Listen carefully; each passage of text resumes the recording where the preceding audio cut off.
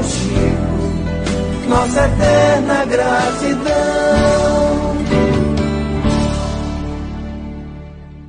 Meus irmãos, minhas irmãs, agora nós temos a alegria de ouvir o irmão Djalma, que é o presidente do Leopoldo Machado, uma instituição do mesmo nível da nossa, cujo trabalho merece toda a reverência de todos nós que fazemos espiritismo em Campina Grande.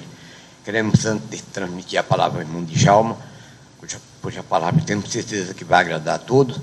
Queremos saudar todos os irmãos que nos assistem todos os domingos através da TV Chico Xavier, comandada aí pelo nosso irmão, e que, em média, 9 estados do Brasil acompanham a nossa programação domingueira. Queremos saudar todos esses irmãos que, a partir desse instante, estão ligados com a Casa do Caminho, desejando, do íntimo mesmo do nosso ser, que a rosa crística floresça no coração de todos e tenham, de verdade, uma noite cheia de paz, de harmonia e muito amor. Agora, com a palavra do irmão Djalma, que é responsável por nossa reflexão, o microfone sai à sua disposição, ou para sentar ou em pé, como quiser. Você aqui é o dono da casa.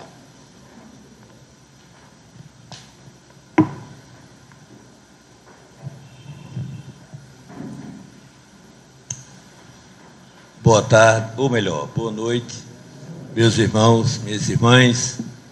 É com muita alegria que nós estamos mais uma vez nesta casa, onde sentimos tantas vibrações de carinho, de afeto, carinho e afeto que o mundo está tão carente, não é? Eu vinha pensando, eu estava ali sentado, e a minha menina perguntou: o senhor vai falar sobre o quê? Eu estou pensando em falar sobre Jesus e a alegria. O Evangelho de Jesus é uma mensagem viva de alegria. Apesar de guardarmos sempre a lembrança de um Cristo crucificado, nós nunca nos lembramos de Jesus ascendendo aos céus no dia de Pentecostes, né? Jesus glorioso, desde a anunciação, lá em Lucas, quando o anjo apresenta-se aos pastores, ele diz: não temais. O texto começa dizendo: e a glória de Deus se fez presente naquele instante. E eis que lhes apareceu um anjo que lhes disse: não temais, vos trago grande alegria, notícias de grande alegria. Nasceu hoje na cidade de Davi o Salvador, o Messias. Encontrareis um menino envolto em panos. E o texto diz: e nesse momento a glória de Deus resplandeceu sobre eles, e a miríade de anjos do céu se fez-se ver. E eles diziam, dilatou-se a visão dos pastores, e eles viram milhares de anjos que diziam: glória a Deus nas alturas, paz na terra aos homens de boa vontade. A notícia realmente era de muita alegria. Jesus vem cheio de humor, cheio de muita alegria. Há um trecho no seu evangelho que ele diz: em verdade, vos trago notícias de grande alegria, para que ninguém nunca mais roube de vós a vossa alegria. A vossa alegria. Na leitura nós ouvimos o grande psicólogo da alma, Emmanuel, o mentor espiritual de Chico Xavier, dizer que todos nós somos plantas espirituais.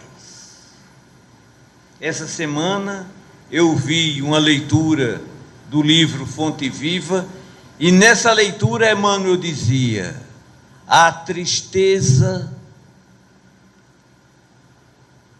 é como ferrugem nas engrenagens da alma. A tristeza empanca, é como ferrugem nas engrenagens da alma. A tristeza bota-nos para baixo, a alegria coloca-nos para cima. Jesus era bem-humorado. Quando os filhos João e Tiago entravam, eles falavam muito alto, eram homens que falavam alto. Quando eles entravam, o Evangelho registra que Jesus dizia: acabaram de chegar os filhos do trovão. Os filhos do trovão. Veja, o Evangelho diz que o nome de Pedro era Cefas, mas Jesus coloca o nome dele de pedra, Petrus, em português deu Pedro. Era um homem bem-humorado. No Evangelho tem uma passagem conhecida como o juiz iníquo. O texto diz mais ou menos assim: vivia em determinada cidade um juiz iníquo. Ele não acreditava em Deus, nem respeitava os homens. Vivia também nesta cidade uma viúva que por diversas vezes já havia pedido ajuda ao juiz. Olha, disse a mulher, os meus adversários tentam me prejudicar. Eu peço a tua ajuda para que eles não consigam me prejudicar. Um dia o juiz disse assim: eu não acredito em Deus, nem tampouco respeito os homens, mas essa viúva aí já por diversas vezes me pediu ajuda contra os seus adversários. Eu vou atendê-la, para que não ocorra dessa mulher correr atrás de mim, batendo na minha cabeça com um pau.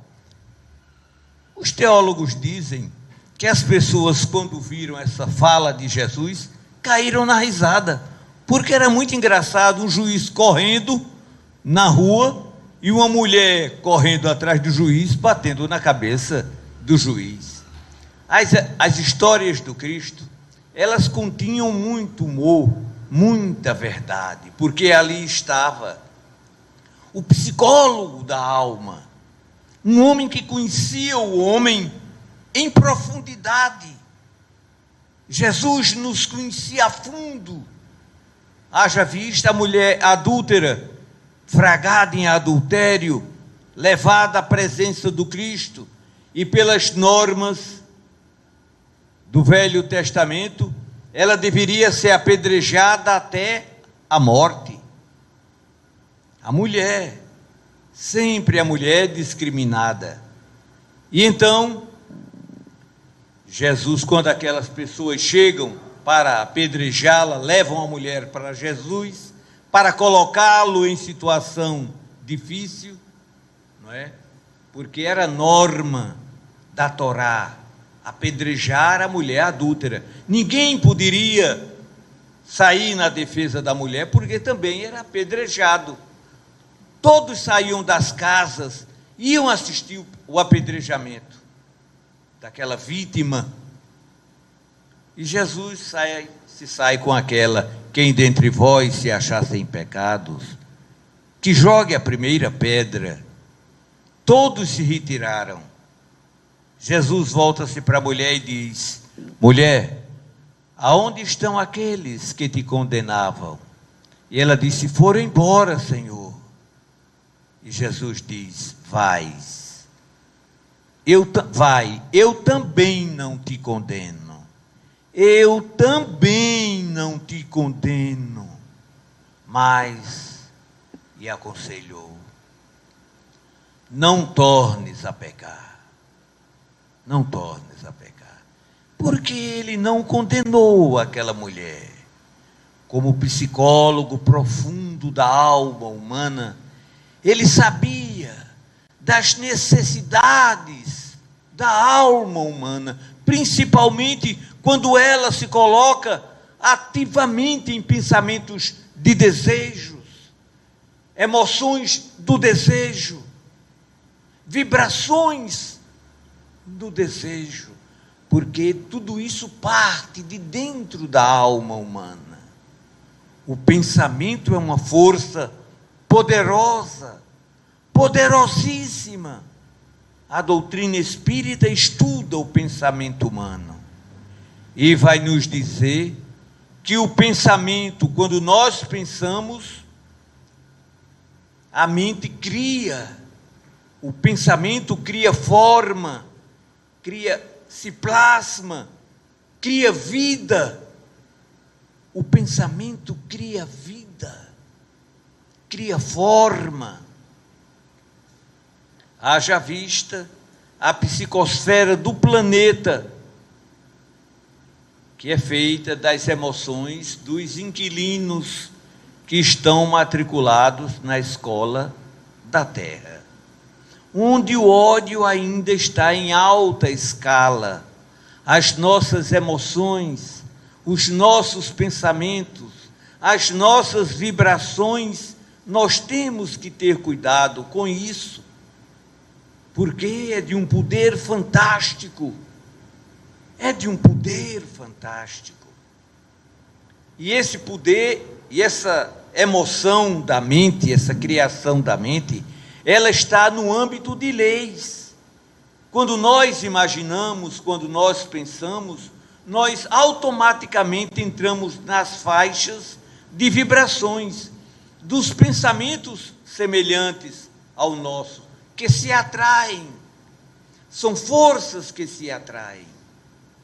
Se as nossas vibrações, elas são elevadas, forças elevadas se juntam, se atraem. Se as nossas emoções são de baixo teor, são forças, estão no âmbito de leis. Semelhantes se atraem, é da lei. Quando nós pensamos no mal, nós vibramos nessa faixa e atraímos os que vibram igualmente nessa faixa. Daí nós devemos policiar os nossos pensamentos. E aqui vem a recomendação do psicólogo divino: orai incessantemente e nunca deixeis de orar, a fim de não cairdes em tentação. Porque se as nossas vibrações elas caem, as nossas emoções também descem ao nível daqueles que vibram nessa faixa. Mas se nós oramos, se nós suplicamos do céu a ajuda, automaticamente saímos da vibração, da sintonia. Tudo no universo é sintonia. Tudo no universo é sintonia. Nós estamos sintonizados com aquilo que gostamos. Gostamos de anedotário baixo? Ali nos situamos. Gostamos de piadas de baixo teor? Ali nos situamos. E aqueles que se situam conosco vibram na mesma faixa. Daí os espíritos dizerem e nos aconselharem: elevai os vossos pensamentos. Vós sabeis, nos diz o mentor espiritual Emmanuel, a faixa em que vibra o Cristo de Deus. Elevai os vossos pensamentos a essas faixas da luz, da paz, da concórdia, da alegria, do otimismo, da perseverança, do altruísmo, da caridade e do amor. São leis que regem a vida. O noticiário é deprimente. Faz tempo que eu não ouço jornal. Faz tempo, porque aquilo, notícias trágicas, e tem notícias com a polícia em foco, prisões sendo transmitidas ao vivo, crimes terríveis, porque é isso que dá audiência. É isso que dá audiência. Uma mãe que sai na calada da noite com um pouquinho de comida, porque sabe que no casebre, nas imediações, mora uma pessoa do seu conhecimento, que passa sérias dificuldades, e que ia semanalmente, quase que diariamente, à sua casa, pedir sobras da geladeira para levar, para ela poder se alimentar. E ela, adoentada, ela saía de casa na calada da noite, sob chuva, botava uma capa, uma sombrinha, levava uma sopinha que ela mesma esquentava, um cuscuzinho que ela tinha acabado de fazer, botava um pedacinho de cuscuz naquela sopinha. Eu já estou ficando com a boca cheia d'água. Aquele pedacinho de cuscuz naquela sopinha condimentada, gostosa, que ela fazia para saborear, mas levava, ninguém via. O véu da noite cobria a cidade, o vento soprava frio, a chuva batia, a chuva caía, mas ela saía de casa. Vou dar a essa mulher o nome de comadre Ritinha, vou lá na casa de comadre Ritinha, levar essa sopinha, ela está tão doentinha. E lá se ia. Isso é um gesto de amor. Olhos humanos não estão vendo, mas a providência divina, de certo, estava se regozijando, porque tanto uma quanto outra eram filhas do Altíssimo, e Deus as amava, e as ama, e nos ama com a mesma intensidade com que ama nosso Senhor Jesus Cristo, com a mesma intensidade, e não pode ser diferente disso, porque se Papai do Céu quiser, ou quisesse mais bem a Jesus do que a qualquer um de nós outros, ele seria injusto, porque queria mais bem a um filho do que aos outros filhos, porque todos nós, nos diz a doutrina espírita, todos fomos feitos da mesma substância, todos feitos simples e ignorantes, mas dotados do livre-arbítrio, da liberdade de ação, da liberdade da escolha, escolher entre o bem e entre o mal. É por isso que está lá no Velho Testamento, Deus dizendo: vê que eu te criei para o bem ou para o mal, escolhe o bem para que viva tu e a tua semente, escolhe o bem, está no meu direito de escolher. Deus me deu a liberdade de escolha, que nos diz o professor Humberto Roden. O livre-arbítrio é a maior liberdade na mão do homem, e é também o maior perigo na mão do homem. O homem fazer o que ele quer, um indisciplinado como somos todos nós, apegado às paixões, aos prazeres do mundo transitório.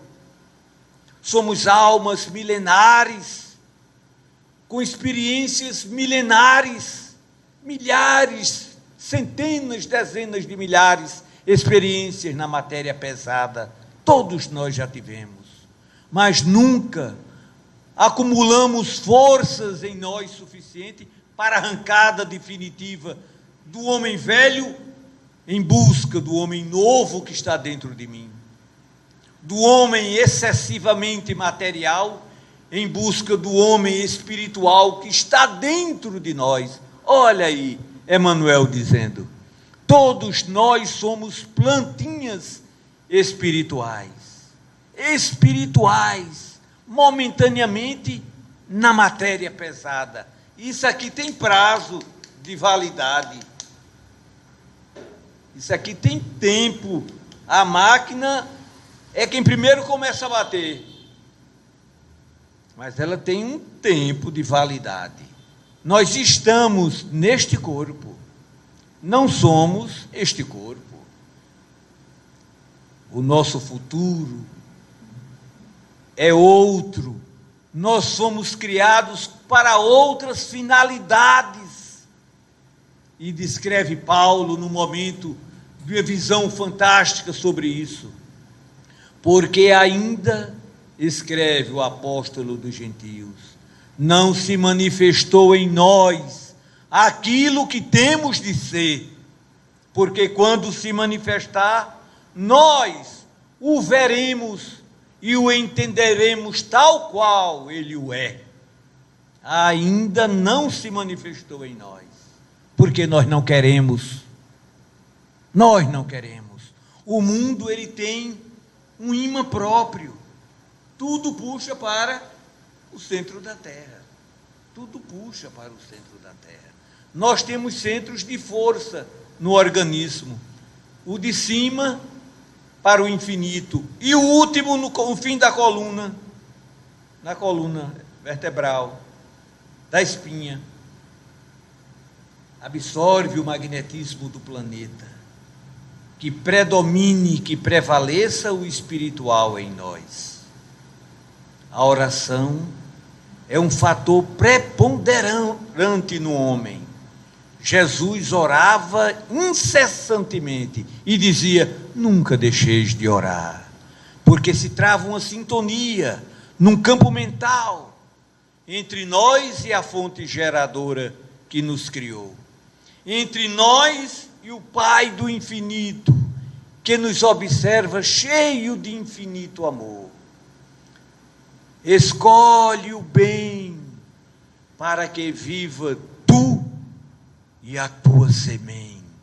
Veja, depende de nós. Escolhe, vê que eu te criei para o bem ou para o mal. Escolhe o bem. Isso é um conselho.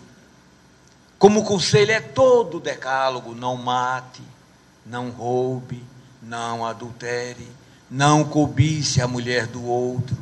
Aquelas normas que estão lá, vindas do céu para a terra, que nós conhecemos como decálogo.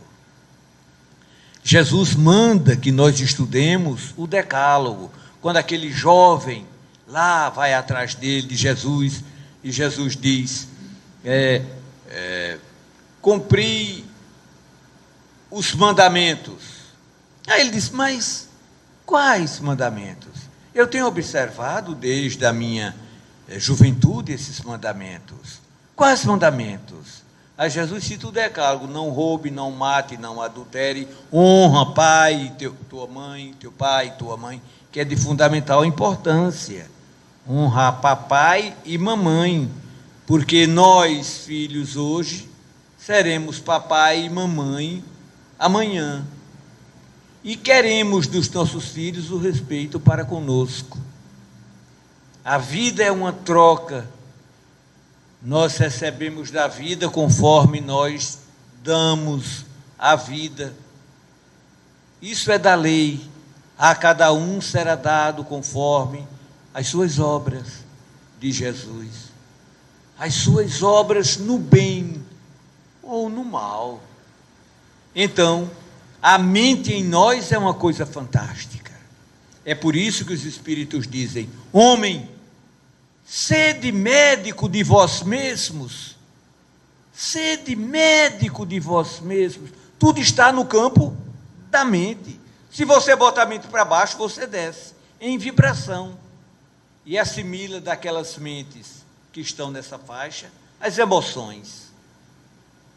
As emoções. Se você baixa a vibração, haja visto aqui o que a Bíblia ensina. Moisés tinha acabado de receber, nas alturas do Sinai, o decálogo. Mas quando ele chegou lá embaixo com as tábuas da lei, estava um verdadeiro bacanal, lá embaixo. O texto diz: encheu-se Moisés de cólera, ou seja, baixou de vibração. E mandou um recado, E me diz o Senhor: pegai as vossas armas e matai aos vossos irmãos. E diz o texto bíblico que naquele dia foram mortos mais de 3.000 pessoas. Não podia aquela determinação vir de Deus. Por quê? Porque as tábuas da lei que ele trazia, a de número 5, está lá: não matarás. Como Deus não se contradiz, aquela ordem partiu por Moisés ter baixado, se enchido de cólera, baixou de vibração. Isso é um recado para todos nós. O grande legislador do povo hebreu, um espírito de Escol, que vem trazer ao planeta a primeira revelação. Um homem de fibra, um homem fantástico para a sua época, extraordinário. Mas veja, a cólera a que ponto nos leva. É por isso que Jesus diz. Pedro perguntou: mas quantas vezes nós devemos perdoar? Até 7, né?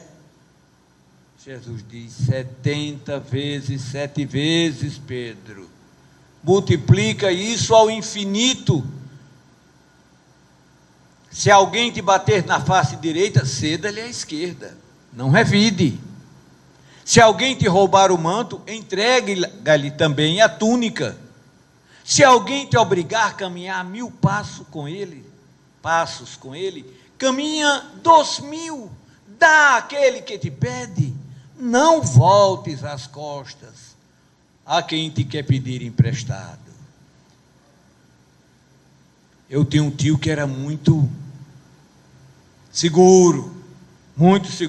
Quando ele ouviu essa frase: dá àquele que te pede, não voltes as costas a quem te quer pedir emprestado, ele disse: ô Dazinha, isso está escrito aí mesmo, tá? Tá aí, Dazinha.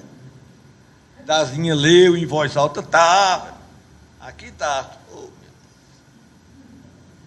Dá àquele que te pede. Não é? Nós não podemos nos esquecer disso. Os bens materiais são transitórios, não nos pertence, nós os administramos, logo estaremos partindo e os bens ficando, para que outros os administrem. Vamos nos lembrar aqui daquele casal muito rico, que nada estava certo na família, problema em cima de problema, doença em cima de doença. O casal foi procurar Chico Xavier, e o mentor Emmanuel disse: olhe, façam o culto do Evangelho no lar, e daqui a 3 anos, isso vai desaparecer, esses problemas desaparecerão. E eles então implantaram o culto do Evangelho no lar. Uma vez por semana, se reuniam no horário aprazado, toda semana, naquele mesmo dia, naquele mesmo horário, abriam o Evangelho, liam o Evangelho, comentavam o Evangelho no lar, a família. Até que um dia, 3 anos depois daquela data, a esposa disse ao marido: olha, amanhã faz 3 anos que nós fazemos o Evangelho no lar. E Emmanuel disse que depois de 3 anos, todos esses problemas iam desaparecer. Foi mesmo, foi. Naquela noite a casa foi assaltada. Arrombaram o cofre, levaram os brilhantes e os diamantes, uma pedra enorme que o casal tinha. O caba fez uma limpeza extraordinária. Pelo amor de Deus, correram lá para a casa de Chico. Mas Chico, pelo amor de Deus, Emmanuel disse que 3 anos os problemas iam desaparecer. A nossa casa foi assaltada exatamente 3 anos. Levaram os nossos brilhantes, as nossas joias, uma pedra que fulaninho comprou, caríssima, uma coisa extraordinária, levaram tudo.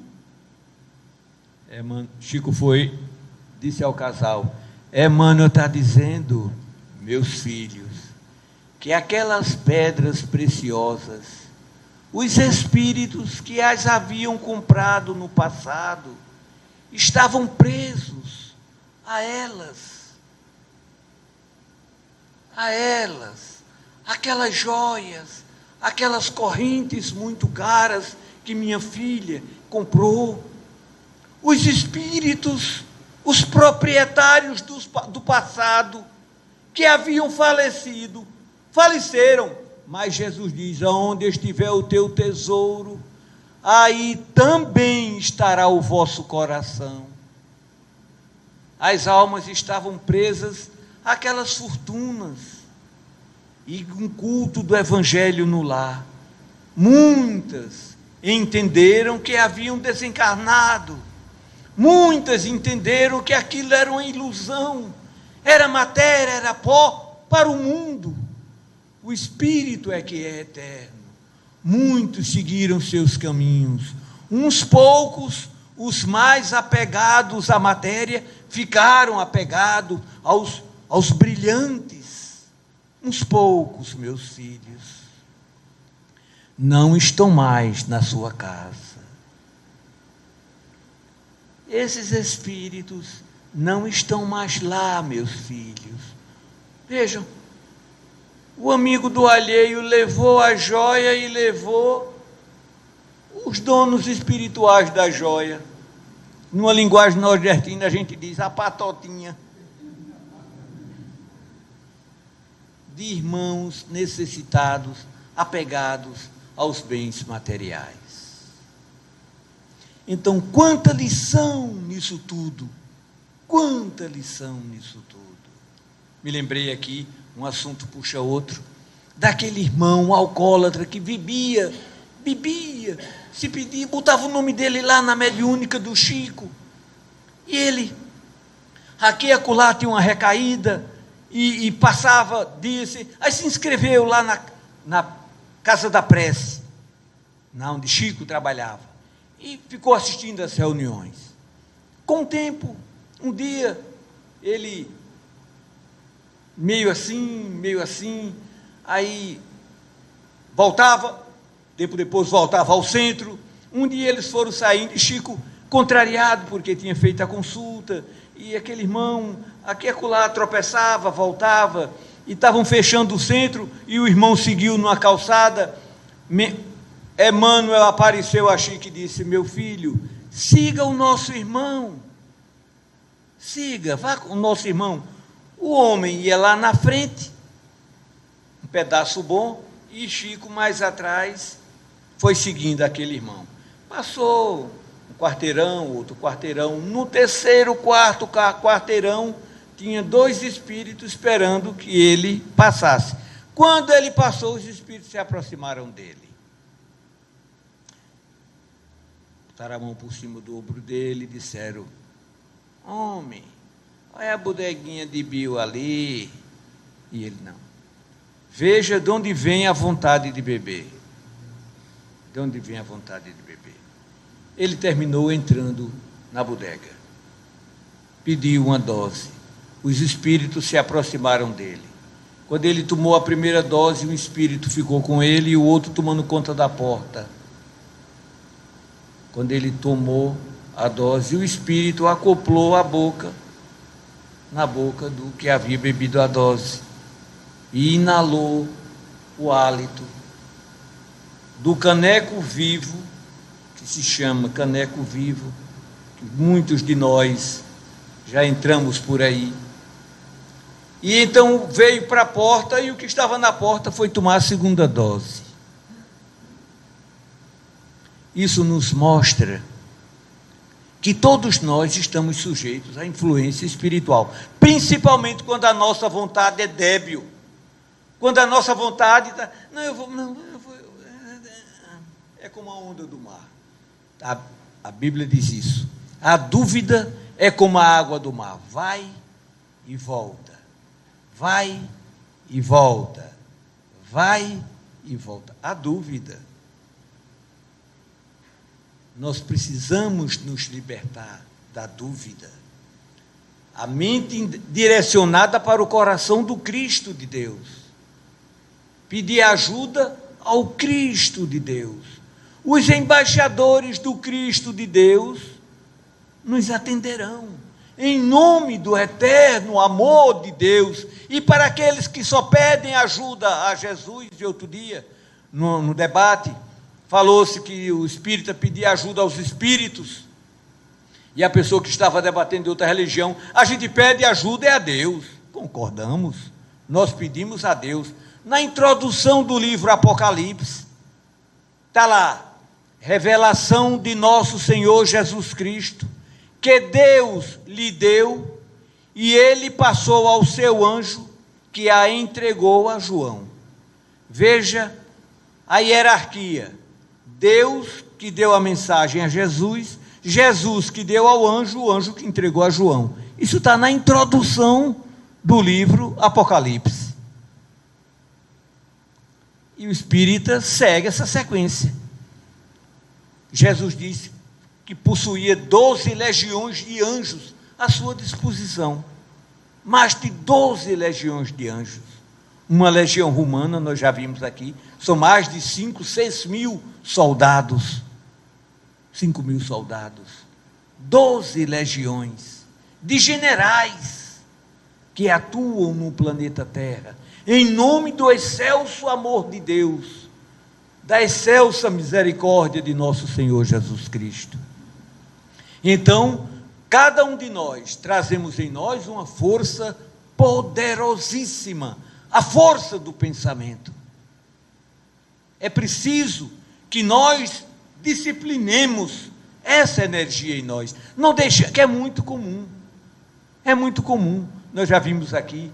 Se você perguntar a um menino de 10 anos aqui no Brasil: ô, vem cá, quando tu crescer, tu quer ser o quê? Eu quero ser igual a Neymar, cara. Não é assim? Pergunte a um tibetano de 10 anos: ei, você quando crescer, quer ser o quê? A resposta dele vai ser: quero me iluminar. Me iluminar.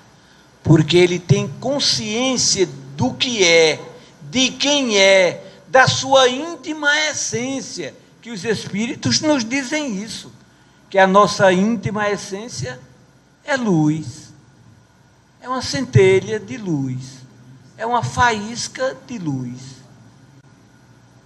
é um facho de luz. Meu íntimo ser é luz. Por quê? Porque da luz de Deus nós viemos. O corpo vem de papai e de mamãe, mas o nosso espírito vem de Deus.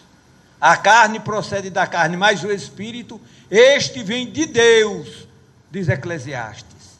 És pó e ao pó retornarás. O corpo, mas o espírito volta para Deus que o deu.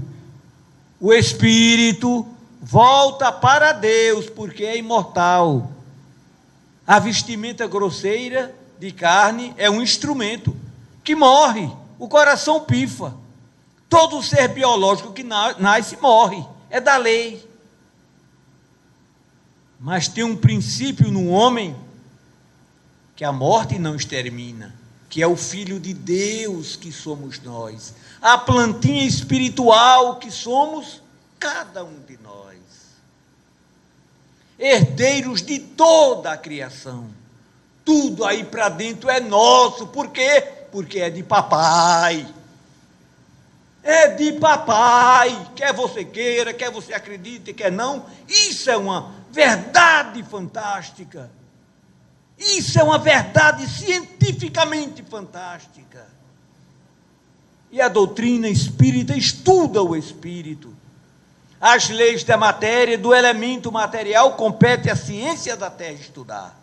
Mas quanto ao elemento espiritual, as leis que regem o elemento espiritual é objetivo de estudo da doutrina dos espíritos. As leis espirituais que regem o intercâmbio entre a matéria e o espírito. As leis materiais não explicam tudo. As leis da matéria não explicam tudo. É aí que Kardec diz que a religião e o espiritismo estão de braços dados, se complementam, porque só o conhecimento das leis materiais está incompleto. Falta o conhecimento das leis espirituais que a doutrina espírita traz ao mundo. Vem nos dizer que cada um de nós somos filho do Criador do amor, do Autor do amor, do Pai do infinito, do absoluto, da realidade cósmica infinita, do Pai de misericórdia. Ele foi quem criou o amor. Ele foi quem me gerou da substância do amor. E esse sentimento vibra dentro de cada um de nós. A mente nossa, ela vem da mente divina, nos diz os Espíritos. Flui da mente humana, é o contato, é o elo com a mente divina. É por isso que quando nós pensamos, o pensamento plasma da vida, da forma. Isso é fantástico. É por isso que diz que os homens são coautores da criação. Nós criamos com o infinito. Haja vista a literatura espírita, Chico Xavier. Há uma passagem na dimensão espiritual, onde vem um mentor de mais alto. E eles então estão organizando o cenário onde aquela entidade deveria se materializar. Isso na esfera espiritual. E coube a André Luiz e outros trabalhadores criarem as ervas e os florirem a paisagem. Criava e aquilo brotava, aparecia, surgia. Veja o que é a mente do homem. Então é preciso que cada um de nós elevemos a mente. Sejamos médicos de nós mesmos. Quando nós estamos para baixo com o noticiário, a gente vai junto, para baixo. Evitemos o noticiário pesado. Elevemos a mente em oração. Orai incessantemente. Não é começar a salve rainha de 4 horas da manhã, quando você se acordar, e até 10 horas da noite. Salve rainha, mãe de misericórdia, vida doçura, esperança nossa, salve. Não.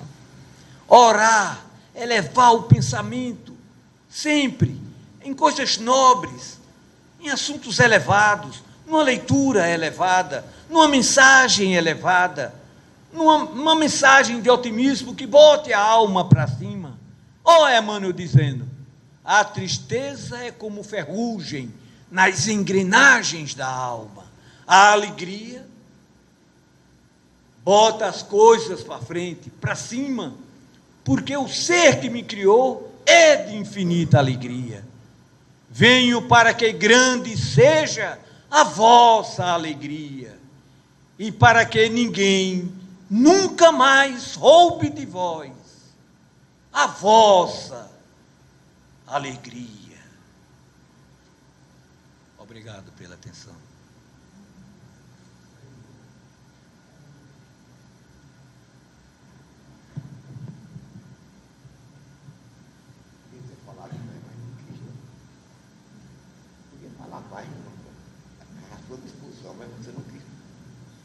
Meus irmãos e minhas irmãs, nós agradecemos a participação do irmão Djalma, que é lá do Leopoldo Machado, um santuário também de muito carinho, de muito afeto, de muito amor. E temos certeza que todo mundo gostou da sua aula profundamente cristã, né? E de verdade, um certo conceito se diz. Nós temos, o próprio Jesus dizia em certo momento, que essa gente tem meu nome nos lábios, mas o coração está distante de mim. Então, nós vemos um momento, em termos de humanidade como um todo, em termos de Brasil, em termos da nossa cidade, o que nós vimos, lamentavelmente, em pleno apogeu da ciência, da glória, onde a inteligência humana alcançou todas as suas dimensões mais altas, temos que reconhecer, sobretudo em caráter científico, o homem conquistou quase todos os degraus, faltando poucos para superar todas as dificuldades, mas a par e passo, caminhando também a violência, o desamor, o egoísmo, a maldade, sobretudo as fraquezas humanas, que são muito fortes. Um paradoxo muito curioso, mas alguém pode guardar. Nada é mais forte no mundo do que a fraqueza humana. E porque nós ignoramos a nossa própria origem divina, cometemos tanta loucura contra nós mesmos na pessoa do nosso próximo. Porque todo o mal que nós fazemos ao nosso próximo, em primeiro lugar, é a nós próprios que estamos fazendo aquele mal. E todo o bem que a gente consegue fazer, mesmo sendo pequeno, esse bem também é propriedade nossa, fica muito enraizado na nossa alma, no nosso coração. Nós agradecemos a participação do irmão Djalma, agradecemos a participação dos irmãos pela internet que nos acompanham, e a conclusão desse trabalho nós queremos desejar que todos tenham uma semana cheia de bênçãos, de saúde, de paz, de muito amor, superação de todas as suas dificuldades. E lembrando do irmão Djalma que a Casa do Caminho é uma filial dado o seu santuário. Quando ele quiser nos dar o prazer de vir aqui, é motivo de muita alegria. O nosso agradecimento transmite aos seus companheiros lá que fazem o Leopoldo Machado, a nossa saudação mais efusiva, mais carinhosa, dizendo que a Casa do Caminho está sempre à disposição do Leopoldo Machado e todos os seus obreiros. Obrigado por tudo. E agora vamos pedir ao Senhor da vida, que está presente aqui no quadro imenso, a sua bênção para o encerramento do nosso trabalho. Pai, sabemos que estás aqui no universo inteiro, nada pode existir no universo, mesmo se existisse inferno, da tua presença estaria fulgurante, mesmo na cegueira dos teus filhos. Profundamente agradecido pela noite de bênçãos que nos estás nos concedendo. Em teu nome sacro, em nome desse Jesus imenso que nos mandaste, cuja palavra edifica no nosso coração as mais caras esperanças do nosso corpo. Por tudo que recebemos a cada instante, te implorando ainda mais por aquela tua misericórdia, que permaneçamos na tua bênção, que essa bênção se estenda sobre os nossos lares, sobre a nossa cidade, sobre a nossa pátria e sobre toda a humanidade. Porque o dia quando a nossa consciência crística for maior, a dor de um irmão nosso lá na África, lá no extremo asiático, também será a nossa dor. Quando o amor for uma verdade do nosso coração, nós não seremos mais as criaturas embrutecidas e egoístas que somos hoje.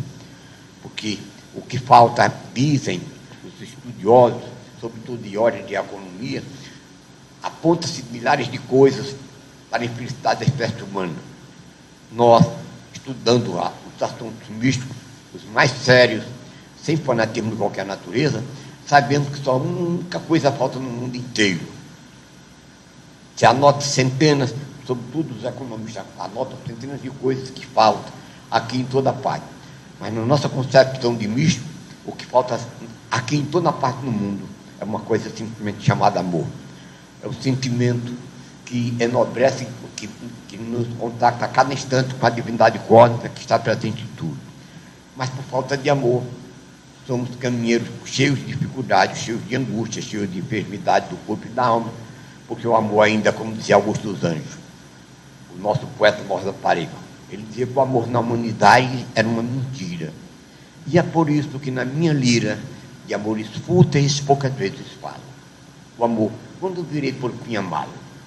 Se o amor que a humanidade inspira é o amor do Sibarita, é da Eteíra, é da Mescelina, é do Sananda Paulo. É preciso para o amor sagrado que o mundo fique desmaterializado e a alavanca desviada do seu fogo. E haja sua amizade verdadeira, de uma caveira para outra caveira, do meu sepulcro para o teu sepulcro. Assim se expressava o poeta mor da Paraíba, Augusto dos Anjos, que já completou um centenário de sua morte, cuja palavra ainda hoje só escreveu uma obra, o Eu, ainda é um monumento de poema, e que em Parnaso de Anaipumba, a primeira obra lançada por Chico Xavier, esse monumento de beleza, Augusto dos Anjos ocupa transcreve 31 poemas escritos por ele, através da pena de Chico Xavier. A primeira obra, Parnaso de Anaipumba. Quem tiver um Parnaso de Anaipumba, chega em casa para se deleitar, que Augusto, que era um homem descrente, um angustiado, um homem sofredor, mas encontrou uma realidade. 17 anos depois de sua morte, que ele morreu em 1914, em 1930 ele transferiu através da Parnaso de Anaipumba uma mensagem de alta espiritualidade para todos nós. Foi o maior poeta da Paraíba até hoje. Meu irmão Chico, nossa eterna gratidão.